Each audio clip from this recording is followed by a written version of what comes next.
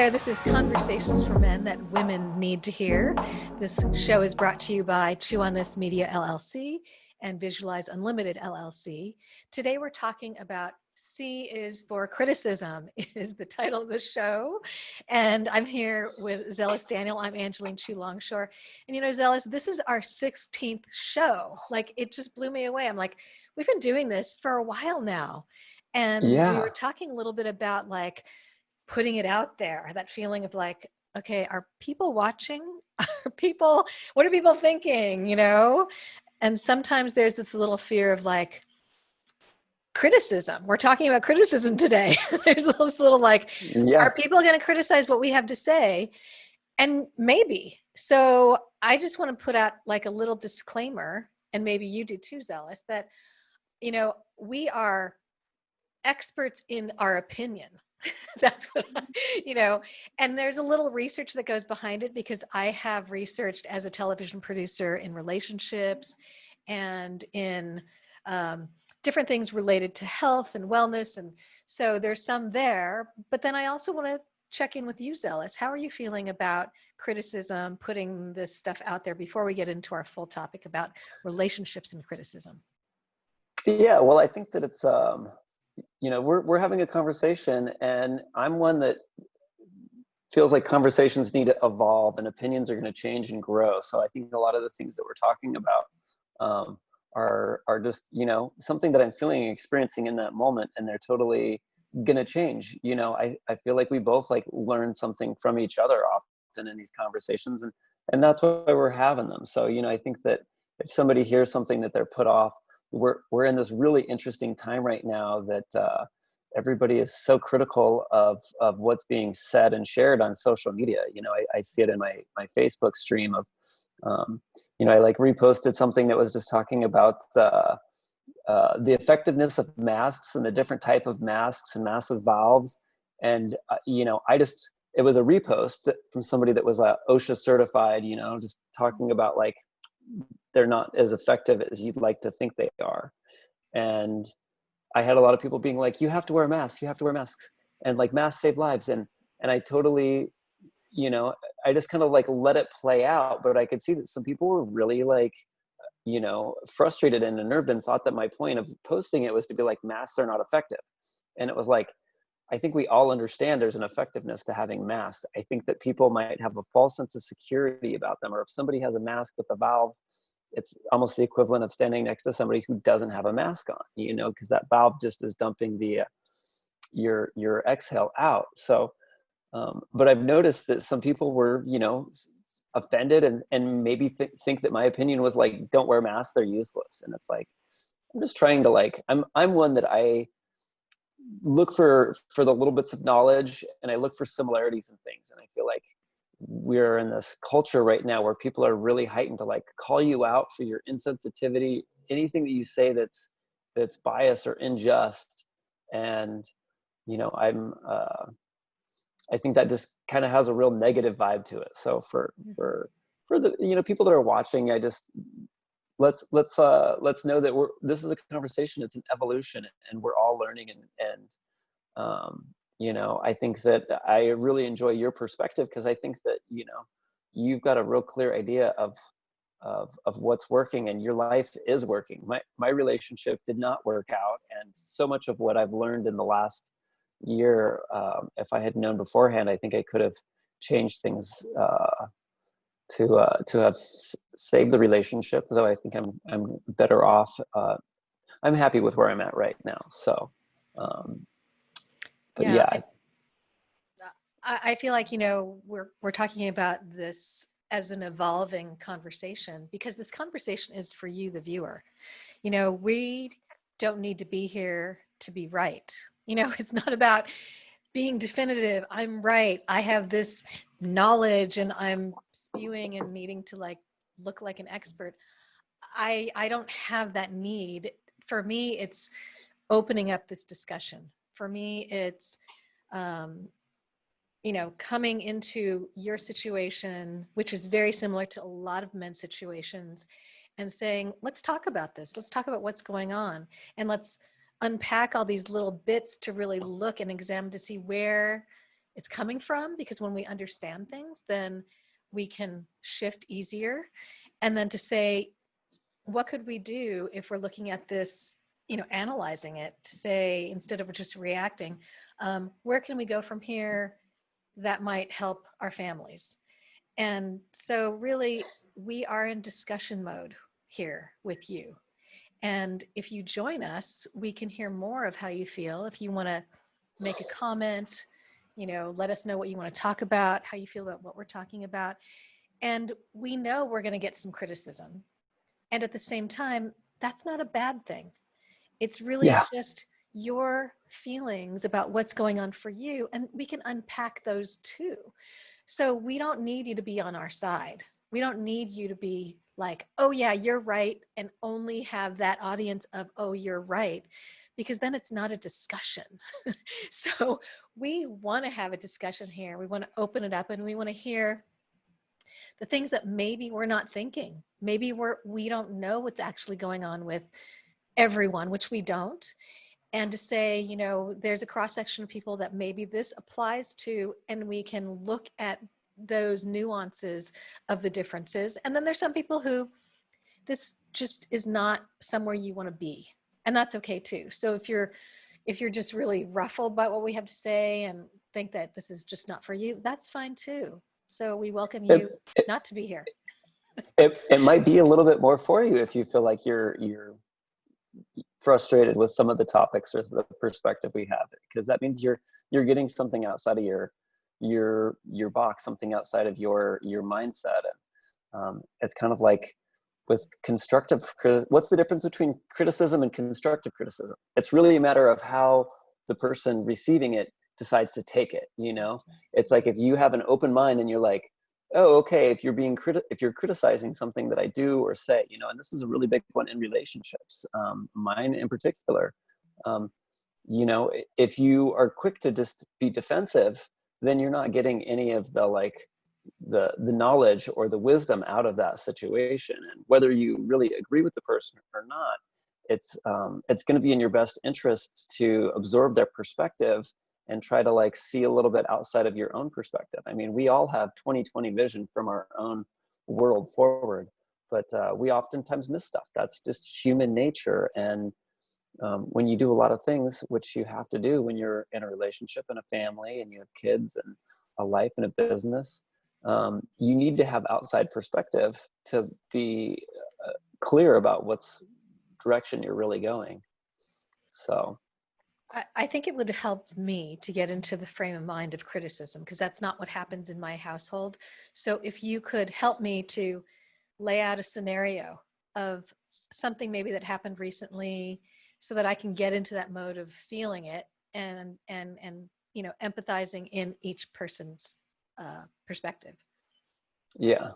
Well, there definitely was lots of you didn't do this, you forgot to close the lid on the diaper wipes, and now the diaper wipes are dried out. You forgot to check the amount of milk we had before you went to the store, or just these little things that erode away at the relationship. And I don't have a whole lot right off the top of my head because I have been separated for some time, but there's something I face in my week is after dropping my kids off, being like, they didn't did they get naps, did they eat, they're hungry, they're acting overtired. And I'm like, it's 10 o'clock in the morning, they've just slept for 11 hours. I don't know what the overtired thing is, but it's like I feel like there's this this criticism of like, well, what just happened? Like, this wasn't the scenario that my days are normally like, but yet I also am constantly getting messages, weekly updates about like how frustrating getting them to take a nap at the set nap time is, or different behavioral issues of fighting over toys and attention. And so it's a two-sided thing for me. But the thing that I realized with a lot of the criticism that I think really eroded our relationship, is I tend to like to think of myself as not being very criticizing of my partner. I'm pretty open and accepting. And but I noticed whenever I was called out for not doing little things, that it made me like look for the things that she didn't do. And so you want to like start pointing out, it's like, you're going to make a lot of mistakes when you have newborn babies, newborn twins. You don't have enough sleep. And you're constantly playing catch up, and you're just going to like miss little things, and it's like, it's really important to just kind of like accept that and not have judgment, and not to be back and forth being critical of your partner. And also just to like recognize, like, it's pretty easy to just, when those criticisms do come up, to just, be apologetic. It's like, you don't have to make up a justification story. It's just like, oh yeah, I'm sorry, like, my brain's not running right. And it's not really like a justification of like, well, I was doing this or I was doing that. It's just like, just surrender and just give like a little, okay, I'll try to take note of that. And but I think that it quickly became this back and forth of like trying to point out each other's little mistakes or shortcomings or anything that wasn't done, instead of just happily going, oh, you've left your coffee cup sitting on the table again, like, I'll just clean this up and put it away. It's like, nope, you left the coffee cup, it's still sitting there.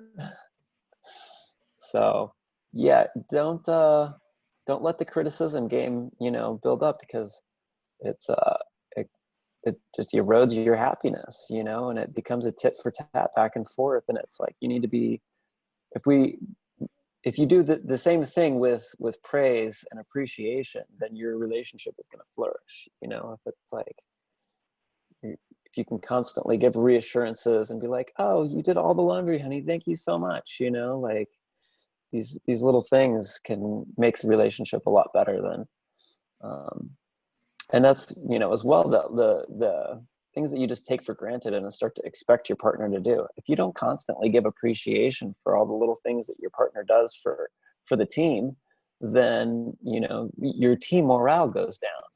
So if you can just, continue to like be positive and give good job, and then also being open to little criticisms, not in that critical way, but it's just like, oh yeah, take note, and not making too much of a stab out of it. But you have to, recognize that, a little bit of coaching is what you need. It's like, we've kind of talked a lot about the family as being a team environment, and because it is, that's, it's like, having a family is a codependent team environment, and the object is to not be the star player, but the object is for the team to win. And that means that everybody's happy and secure and clean and healthy, that's what you want in a family. Mm-hmm. I want to go back to the beginning of where the criticism comes from and kind of unpack that a little bit, because we all have experienced criticism, and so we're familiar with it, and then we all know how being kinder to each other would probably be good. So I want to look a little deeper, because I think if we look at where it's coming from and just unpack it a little bit, then it's easier to get to the other side of it, rather than just being thinking, okay, I'm here and then I need to get over there, but how does that happen? So when I'm looking at where it starts, it almost always starts with these you statements, these definitive statements. You did this, you always do this, you never do this. Why is it this always happens? I mean, it's like definitive, and it sounds complainy, and you're like, as soon as you hear it, you're just like, oh, like it right from the get-go, it's a fight. Right from the get-go, just the way it's said sets up defensiveness. It sets up this like, well, I was da da da da, and then it becomes, well, no, you weren't, like, or yes, you were, but. So just having that first sentence that comes out is coming from a place inside that person as a definitive, you always or you never, which is coming from a place of I am me and you are you, and my way of thinking is how it should be, pretty much. So, say somebody doesn't wipe the counter or the diaper wipes are left open, and it's like, you always, why do you always, and that's let's get into that person's head. That person is thinking that they're the one who knows how to do things right. It's sort of this righteousness of that other partner. He's always leaving those wipes open. And then there's a label of he is always this, whether it's messy or not thinking or not caring or whatever that is.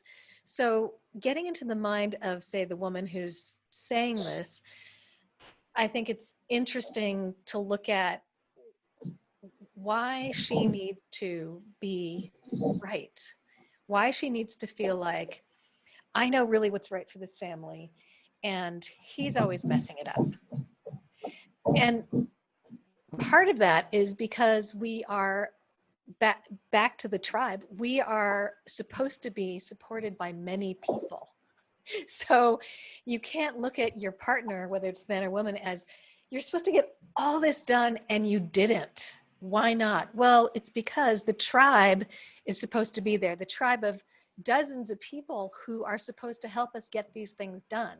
We're in this place where no one is supposed to really be by themselves, but we are in these individual houses. And then we expect ourselves to be able to get all of it done perfectly when we're tired, with twins and getting no sleep and all those things. So what happens for the woman is she feels, she doesn't really realize what's happening, but she goes to this place of control. And she needs to control the situation because she doesn't have, nobody has her back. No, she doesn't have this tribe of women to go, oh, that's going to be taken care of. Somebody's going to cook. Someone's going to clean. Where I can just focus on my baby right now and nursing and all those things I need, like when they're first infants, and it's crazy. So she suddenly steps into this warrior position because she feels like she has to face this fight. And this fight is not really against her partner. It's a fight against life. It's a fight against what's put upon us in society as, whoa, like no one told me how this would be. And people say women have been having babies for like generations. Sure, but we're in a different place now. So when we're looking at this as a man and a woman is doing all these things, yes, it is an attack. And yes, she shouldn't do it that way. And she should speak in a different tone, find better words when she's super tired and nursing an infant and all those things. But then her support system is gone. So I'm not sticking up for the woman. What I'm doing is I'm saying culture and society has put us here, and it makes it hard. And so there are things that we have to realize, that we are in this situation and we have to come together, not just because we're better as a team, but we're making up for all these dozens of people that are supposed to be helping us. And it's not fair and it's not right. And we need to understand that when we look at each other, when they're in these situations, that you are doing your best, honey. Yes, I'm doing my best too. And this is really hard. I'm out of my mind. I'm insane right now. I know we'll get through this, but this is not normal. And so if we all know that this is not normal, then we can push through together. So I think that that's easier than saying, you just have to speak better you have to speak in a better tone, and you have to speak in a better tone and be more patient, because it's like, well, that's almost like a Band-Aid saying, okay, these things will actually tactically help the situation. And yes, they could. But I think if we look underneath where this is coming from and then really try to understand that and empathize with each other, that naturally helps us to want to come together and want to support where that person is coming from. So that's just my initial thought of uh, what everybody's trying to do to make their relationships better, you know? Yeah, something that really just kind of stood out to me is, that situation of confronting your partner on some shortcoming that they had in your day-to-day life. And it's like, when you're like, honey, you didn't do this and you never do this. It's like, what kind of outcome are you going to get from that? It's like when you confront somebody that in an obvious shortcoming, that's just like, yeah, I totally forgot to put that away, and I have forgot to put that away several times, and now you're frustrated and you're coming at me like you did it again. It's like my response, having like the fact that I made the error, is to like retreat. It's either like to either point out something that you did wrong in defense and try to like divert, or it's to like just try to retreat and avoid the situation. So it's like when you come in with that anger and frustration, you're coming at your teammate. Mm-hmm. You're like, they're your enemy, and it's not going to have a good outcome. So it's like, we have to really learn to like put our emotions aside and try to just think about like, what kind of outcome are you going to get. It's like we're so you know get caught up in this, like, scoring against your teammate, that it's like you're not looking at what kind of like outcome you're getting. And that Yeah, just is part of the it's that presumption of I'm trying to think of the word of it, of harm, presumption of an opponent. I think more so, like if somebody comes from around the corner wielding a sword, you're going to act differently, and that person who came around with the sword feels like they need to protect themselves.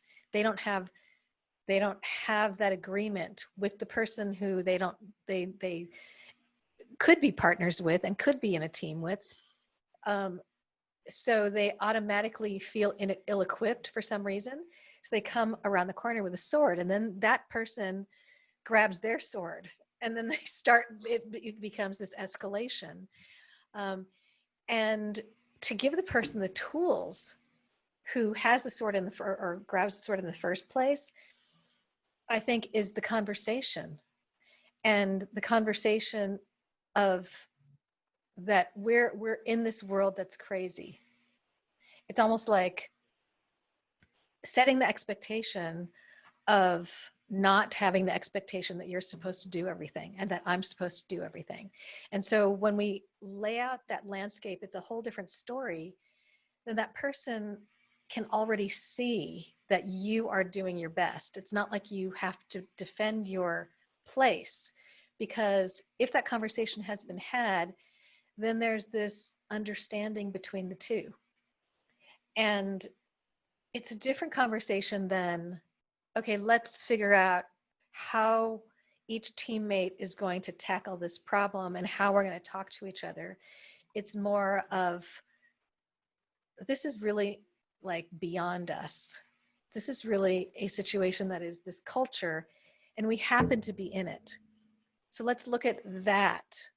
And we don't have the tools. So like if a alien was brought into a world and they're like, well, I don't know how I'm supposed to handle this, and I don't have all my alien teammates, then, if another alien is there with them, they're like, this is weird. I guess we got to like be on the same team and try to figure it out together, rather than like, well, you should figure this out. I mean, maybe you know this world better than I do, you know.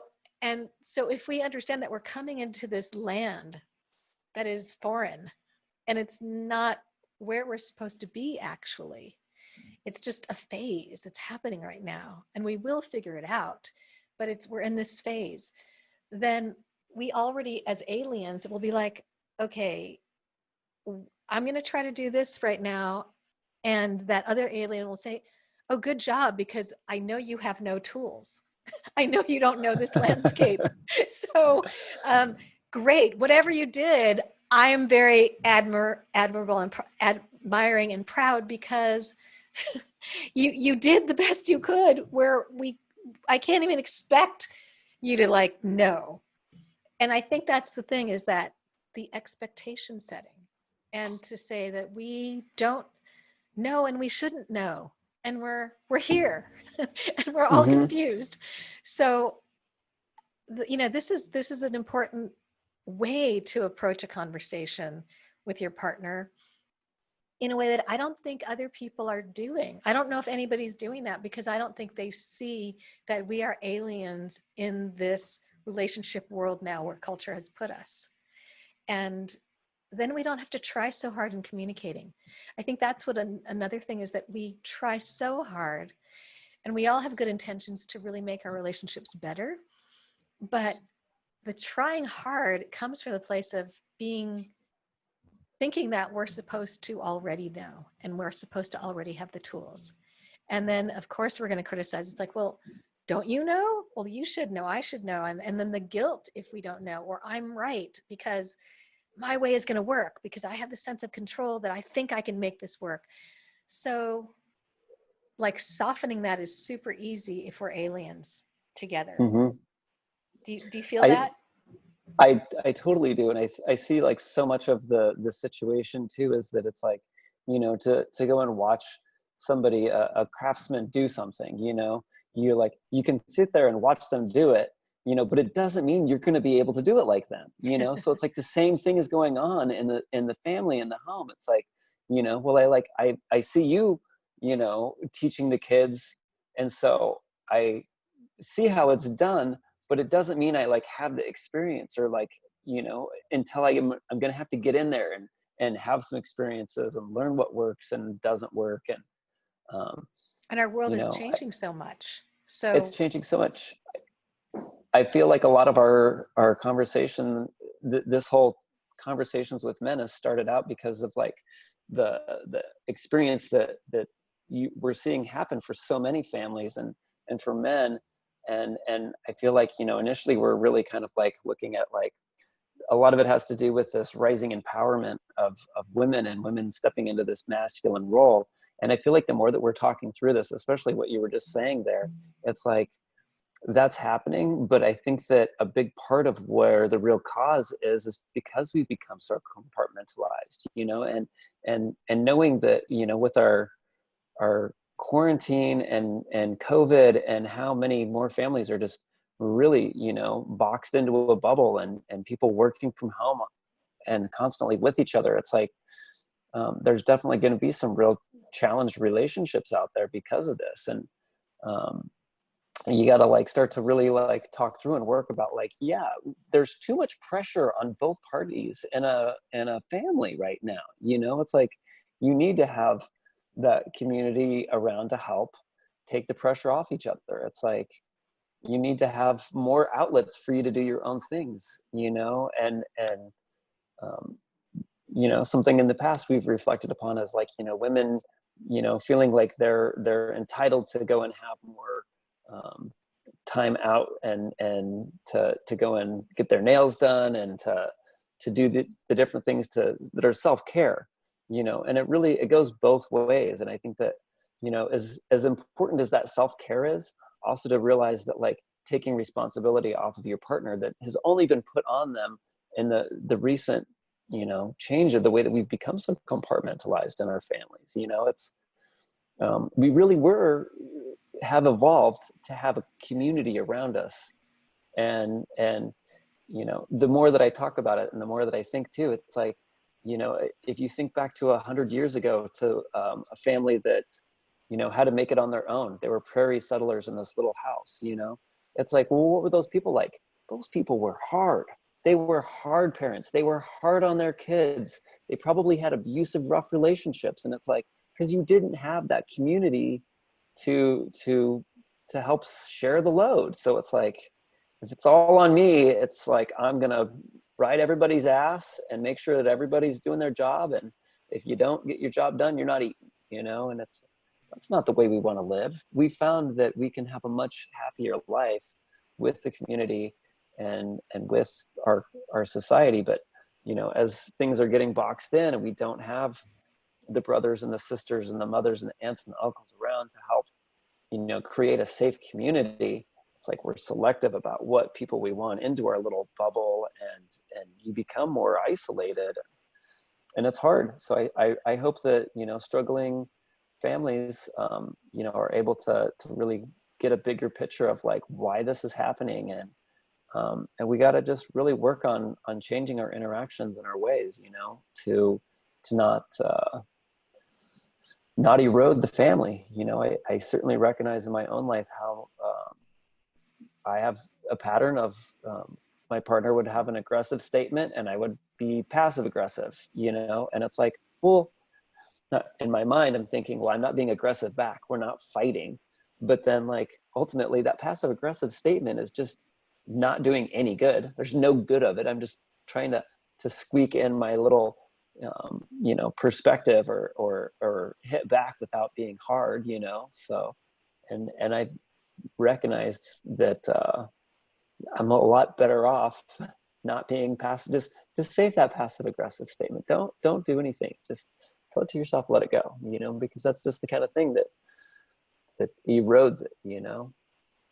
That's very true. You know, I know you say that Aaron and I have a great relationship, and we do.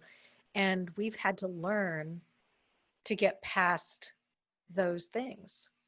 I mean, it's in our culture to try to, I don't, you know, I don't know if it's being right, but there's things are set up in a way where it seems people just tend to criticize each other, or passive aggressiveness comes out.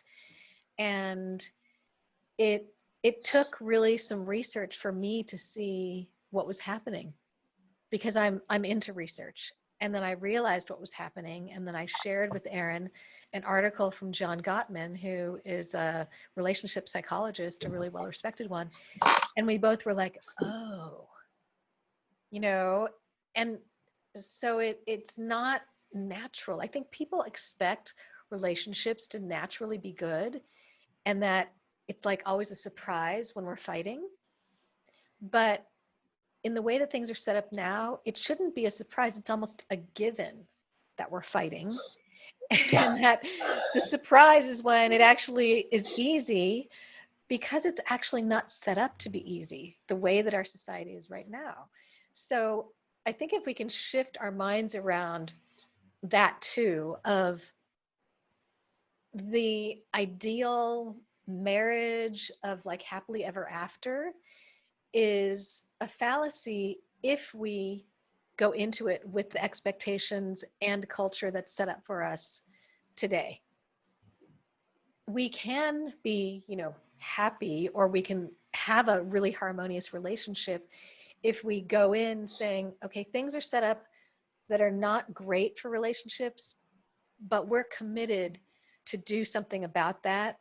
And we're committed to do things that maybe aren't conventional, that don't come supposedly naturally by doing nothing or following what others are doing or the masses are doing, but to really say, what are the things that we can do in this day and age with the situation we're given, and come together with it. And I think that takes more than most people are capable of. So that's why I'm doing the research for a lot of people.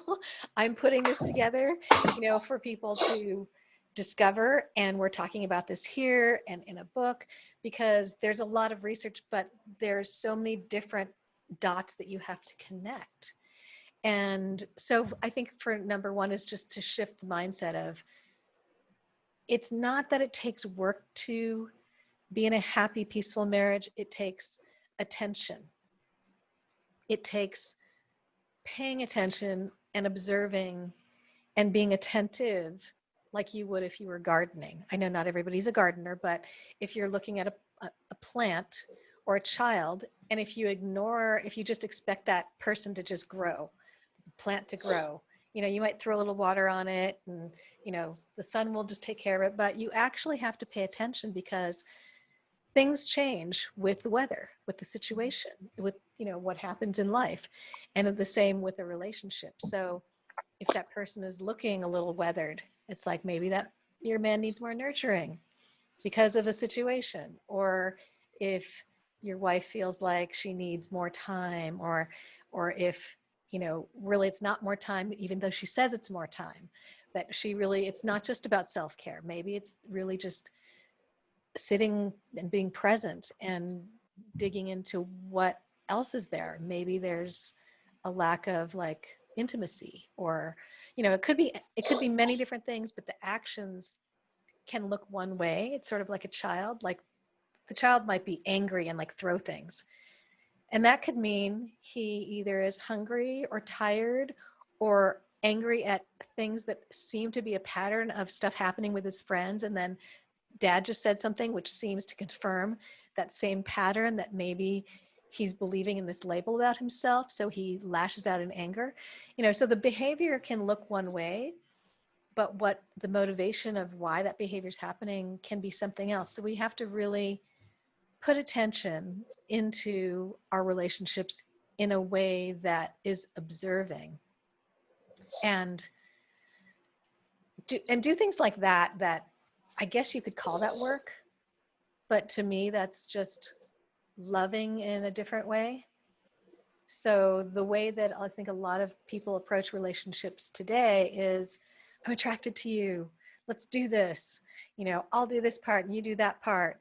And then there's something that falls apart, where they're thinking one thing, the other person is thinking another thing, and we're not paying attention to each other as things continue to change, as life changes.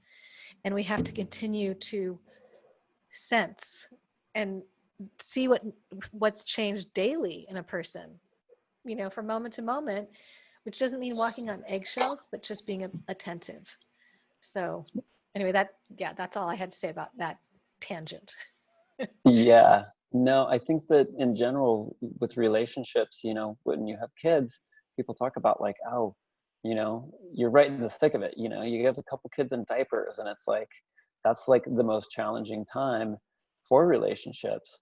And I think the real key is to be able to like work through those times, because it's like, you're going to appreciate the things you work for. And the more you're able to work through those things, then the later on, once they don't require so much attention, and once you do start getting full night's sleep, then it's a lot easier, and you feel the rewards of that relationship. It's like when you get to go in and take that vacation with the family and do something fun. It's like, okay, we've gotten through this part of this hard part. And I think it's a real it's a sign of your character on whether or not you can like make it through those things, and it's a sign of both characters, and both person's character to be able to work through it, and I think that there's an element of actually being able to communicate and work through these difficult times, that's going to allow your relationship to continue to grow and be positive. Because if you're not able to step out of your own mind frame and really listen to your partner and get some perspective and try to make some adjustments, then you just try to wrestle through another 10 or 18 years of your life, and then you're ready to get out, and it's just like, I think that's the way a lot of relationships go, where it's like people aren't really voicing back and forth. One person or the other is making a lot of the decisions and demands and being critical, and the other person is like, okay, like there's no winning, I'm just going to back up and keep my head down and try not to make mistakes. And It's not a and great way to then live. it's not. And the thing is I think those people just, it's like, once they can get through it, then it's like, as soon as the kids are done with high school, then I don't think we're gonna, I've had a couple conversations with some men lately that it's like, they're like, yeah, the relationship is it's just going, it's not really that good. I feel like they're always on my ass. And I imagine that, once our child is finished with high school, we'll probably part ways. But it's like, man, I feel like I did so much, and it's like, guys talking about how they, got their first house and they just spent every weekend working on it, getting it better, and they sold it and got another house, and, constantly trying to do these things for their family and for their partner's happiness. Mm-hmm. And then, it's just like at the end of it, it's like, they're in their 50s and they're just worn out and they're tired. And it's like the idea of separating and having to start with half of what they've worked so hard for is just as disappointing as sticking it out. Yeah. I mean, but at least, I mean, I see the mind frame, but at least I have my peace.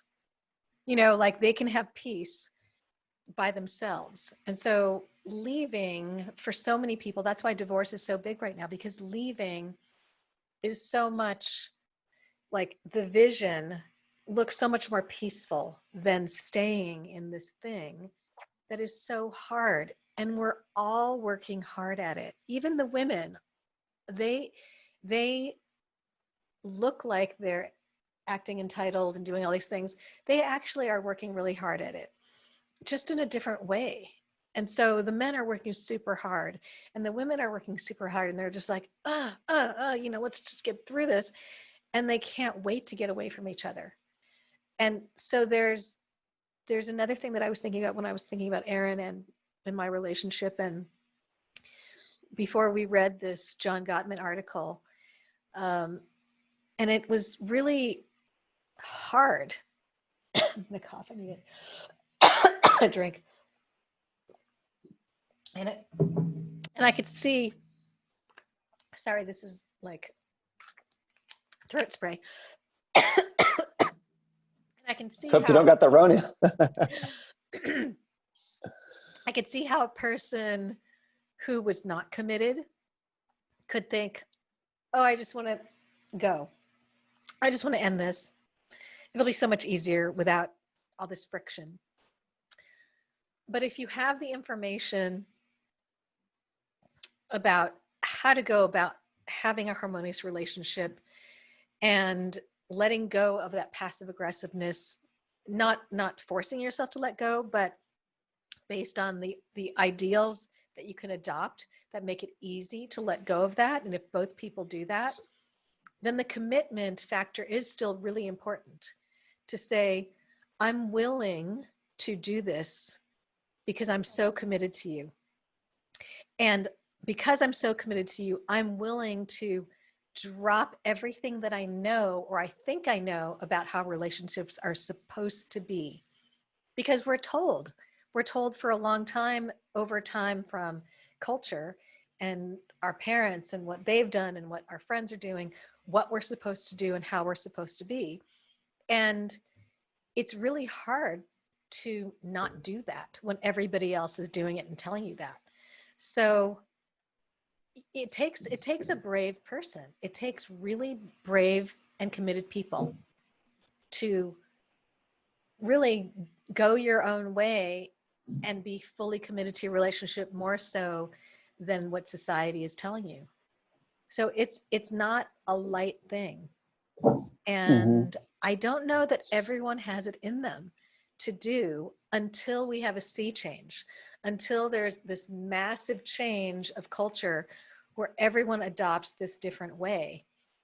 And then others who maybe don't have whatever that perseverance or, whatever grit that it takes can go, oh, okay, this is how we're doing it now. Okay. But in the beginning, it's going to take some people who maybe are watching these videos and the show to say, you know what, I'm committed to making this change because it'll make my life happier. It'll make my children well-adjusted and happier and better people, better adults, and they'll know how to do it better. And putting that commitment down and letting go of everything is worth it. It just is a commitment to do it. It takes a lot. So, that's why this is not for everyone at this point, but I think it will be for everyone once more people start adopting a new way of being in a relationship. Mm-hmm. It's interesting. I had this thought come to me of like a practice that I think could be good. You give me your idea or input, but I'm just trying to figure out a way to communicate things and to share your experience with your partner without being aggressive or passive aggressive or complaining, is maybe just trying to have the practice of being like, okay, just close your eyes and imagine you're me, and I'm going to walk you through some of the things that happened in my day. It's like I woke up to the kids crying and immediately had to get them changed, and I went to go change their diaper, and the diapers were dry, the wipes were dried out, and then I went in and the coffee maker hadn't been loaded, and so I had to like make coffee, and the kid was yelling at me, just to kind of walk each other through like your day, instead of being like, you didn't do this, and then you didn't do that, and then you didn't do that, to just try to have this practice of like, hey, let me just close your eyes and imagine that you're me, and to have both people take turns with that, so you can try to like put stuff into perspective, because you just don't see what the other person's going through. You just see the effect that it had on them, and if they're angry at you, it's like you want to be defensive, you want to put your block up and your shield up, but if you can try to like communicate in a way of like, hey, this is what got me to this state today where I'm just fried, and just try to do some shared experience of like, just imagine you're me and this is what happened. So do you think that would be a good practice? Or I do. And I think taking it one step further is starting off with being the green little aliens, in a sense where it's like, okay, we're going to do this thing where we're going to pretend like, or realize that we're aliens in this weird landscape. And every day we're going to say what it was like to be an alien in this world, and what my alien being had to go through, and all the trials and tribulations and the joys that me as this alien being went through and experienced. And I think that could set the tone in a way where we're on the same page in this. We are actually both from this alien being side, and we're just sharing what it was like to be an alien out in this foreign land. So that there's an agreement that we're not supposed to fix anything. We're not supposed to problem solve. We're not supposed to like say who's right or wrong or judge it, but it's really just a sharing of our alien experience. And both of us are aliens. So we're coming from the same place saying, this is a weird world. And this is what my day looked like. And knowing that it's just receiving it, and just to say, wow, that was a weird thing for an alien to go through today. All those things that you had to do, and you went through it and you got through it. That's amazing. You need like an alien award for today. And I think men and women need alien awards every day, because we get through so much. Like sometimes I'm amazed at how much I do, and still the list of things to do is still long for the next day. So, yeah, but we really need to look at each other as these award-winning aliens. It's like, and we need to give each other that confirmation that you just went through hoops today. You just walked through fire today, and you came out and our children are clean and healthy. Like, wow, that's like amazing, yeah. And I do that with Aaron. I'm like, I do listen to what his day was like. I don't have him listen to my day. I don't know why. I guess I could figure out why that is. But I think it really helps him to feel like understood. Like, I get the dragons he slayed today, Mm-hmm. And it's like every man needs to be, like feel like I slayed my dragons, and I brought home this bacon, dragon bacon, and whatever it is. Like, even if you were at home taking care of the kids, but whatever dragons you slayed there, to like help them to be calm and relaxed and fed and clean and healthy. Those are dragons too, you know? Yeah. I think that, you know, there's an element to that happens where it's like, it's taken as complaining, you know, for Mm. the woman. You know, we've talked about this, about like how the woman needs to like complain, and it's almost like shifting it up so that it's like the woman slayed dragons too, you know. It's like we have to just kind of like recognize that we're talking about our experiences and our day to day, and it can be taken as explaining your accomplishments or complaining about the frustrations, you know. And I think there's really something to kind of understand, because I think that there becomes this dynamic, you know, that's shifting there, and that's what it is. So Especially because women are now in the man's role. So they're slaying dragons out there. They are. They're yeah, out in the world.